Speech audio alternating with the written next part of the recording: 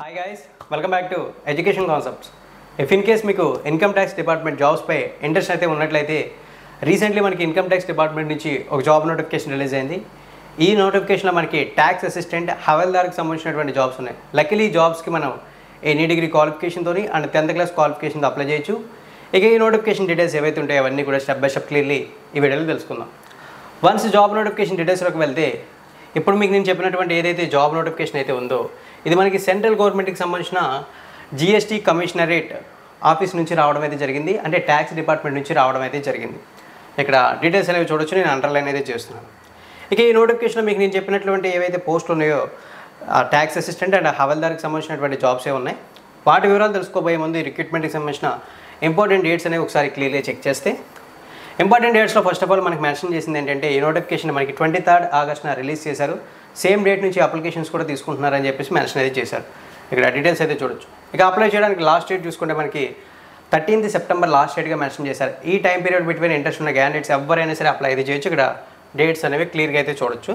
మనకి important dates అయితే ఇవి ఈ నోటిఫికేషన్ సంబంధించి. ఇక ఏవైతే వేకెన్సీస్ ఉన్నాయో ఆ వేకెన్సీస్ గురించి మాట్లాడితే చెప్పాను కదా, నోటిఫికేషన్లో ట్యాక్స్ అసిస్టెంట్ అండ్ హవాల్దార్కి సంబంధించిన జాబ్స్ ఉన్నాయని చెప్పేసి. ఇక్కడ చూడండి, మనకి పోస్టులో చూసుకుంటే ఈ 2 పోస్టులే కనబడుతుంది. ఫస్ట్ ఆఫ్ ఆల్ మనం ట్యాక్స్ అసిస్టెంట్ గురించి మాట్లాడితే ట్యాక్స్ అసిస్టెంట్కి సంబంధించి ఒకే ఒక్క పోస్ట్ ఉంది. ఈ పోస్ట్ని అన్రిజర్వ్డ్ కేటగిరీ కేటాయించారు. అండ్ ఆల్సో ఈ జాబ్కి సెలెక్ట్ అయితే మీకు సెంట్రల్ గవర్నమెంట్ లెవెల్ 4 ప్రకారం శాలరీ పే చేస్తారు. లెవెల్ 4 ప్రకారం శాలరీ అంటే మీకు తెలిసిందే కదా, విత్ ఆల్ అలవెన్సెస్ మనకి 40,000 to 50,000 బిట్వీన్ శాలరీ అనేది రావడం జరుగుతుంది ఈ జాబ్కి సెలెక్ట్ అయితే. ఇక నెక్స్ట్ హవాల్దార్కి సంబంధించి చూసుకుంటే 10 వేకెన్సీస్ ఉన్నాయి. అంటే 10 పోస్టులు అయితే ఉన్నాయి.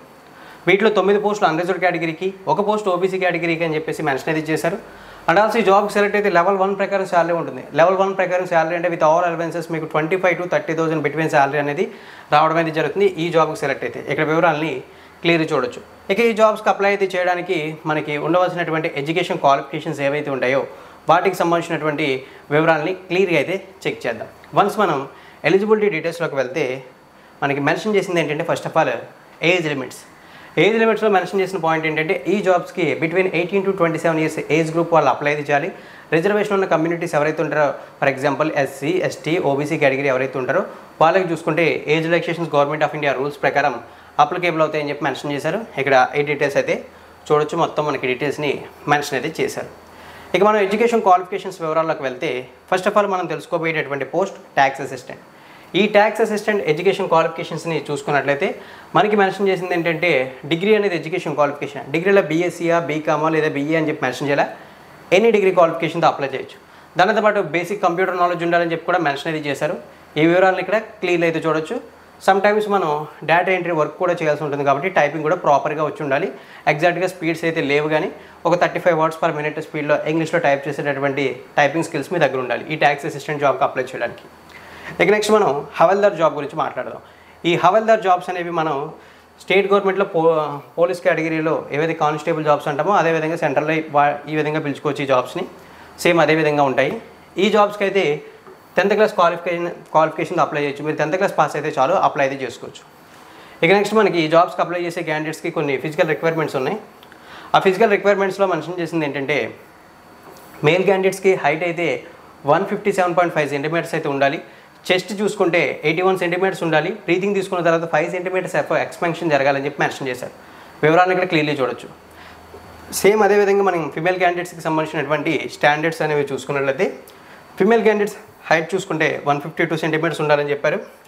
వెయిట్ కూడా 42 kgsకి బిలో అయితే ఉండకూడదని చెప్పేసి మెన్షన్ అయితే చేశారు. ఇక్కడ క్లియర్లీ అయితే చూడొచ్చు.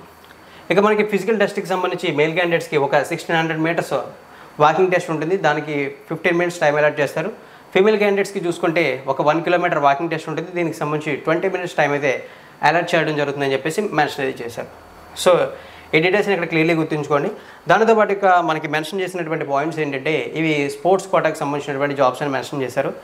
ఇక్కడ వివరాలని క్లియర్లీ అయితే చూడొచ్చు, స్పోర్ట్స్ ఎలిజిబిలిటీ అని చెప్పేసి.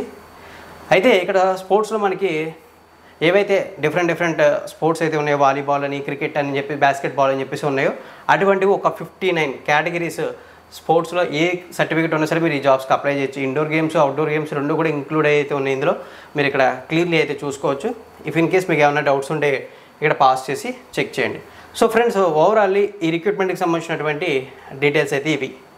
ఇఫ్ ఇన్ కేస్ మీకు ఏమైనా డౌట్స్ ఉన్నట్లయితే ఇప్పుడు దాకా నేను చెప్పినటువంటి డీటెయిల్స్లో మీరు చేయాల్సిన పని ఏంటంటే వెంటనే కామెంట్ సెక్షన్లో కామెంట్ చేసి మీ డౌట్ని రైజ్ చేయండి.